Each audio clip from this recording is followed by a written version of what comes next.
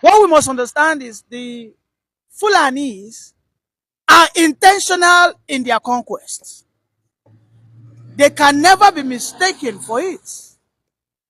And I'll give you a proof.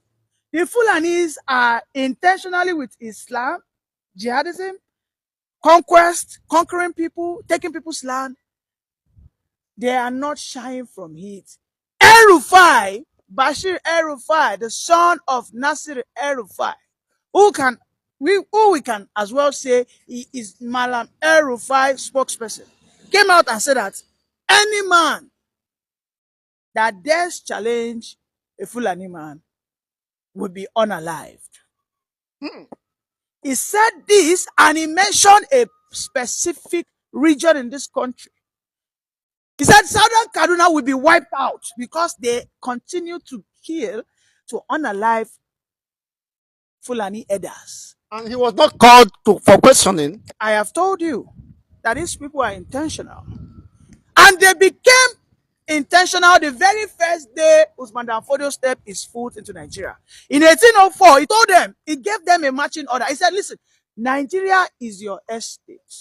So therefore, you must take power. When the British were about to go, the British saw the intentionality of the Fulanis. He said, listen, guys, you have to occupy the Nigerian military, you have to occupy the Nigerian Air Force, you have to occupy the Nigerian police force. Because we know that you people are intentional about power. Have you checked the records? Before you count one Yoruba man, you don't count 10 Fulani man.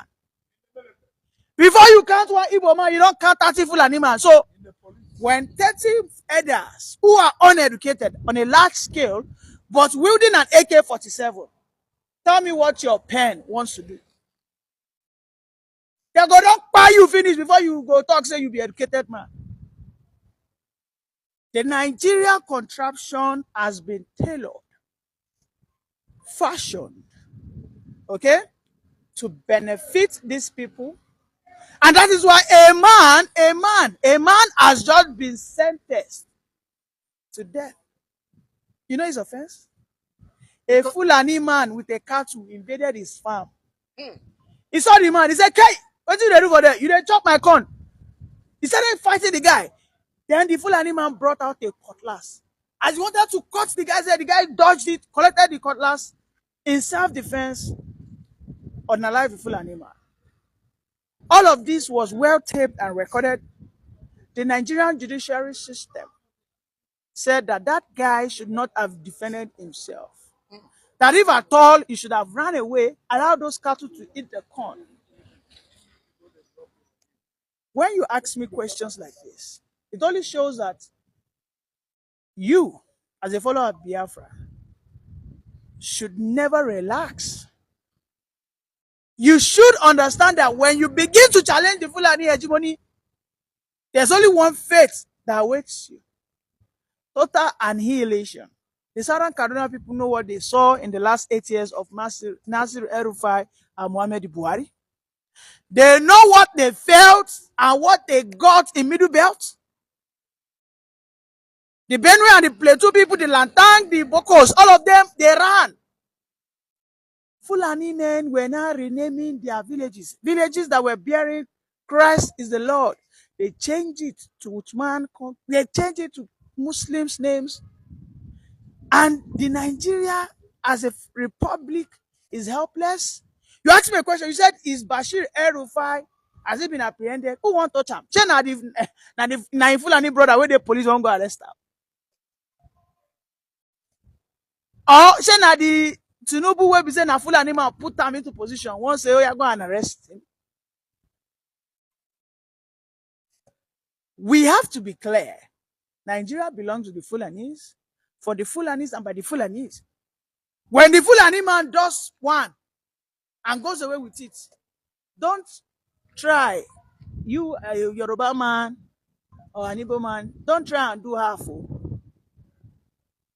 In this same country, they tell you that a repentant bandit, Lakurawa, ISWAP, has higher chances to become the president. Which is a Fulani terror group. You know. It is now their trade in stock. Nobody follow them drag them. As nobody they follow people and drag spare parts. Right now, banditry kidnapping is for the Fulanis. In the last 10 years, one of the most lucrative sector in this country is being run by the Fulani elders, which is what? Kidnapping, banditry, insurgency, gun runnings. That they said the soldier came, the army, a general came, he said, a Fulani man, we don't have to buy them, you know.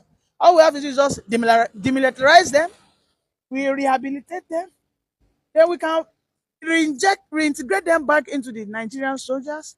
In fact, we can still put them into the Nigerian politics, wherein they become the Nigerian president before a Mazin Namdekano, who has never wielded a gun in his life. Before a person like you and I. So what I tell you is that as you and I are, if you go into the political arena, a repeated bandit, we don't buy so many people, they go vote for them.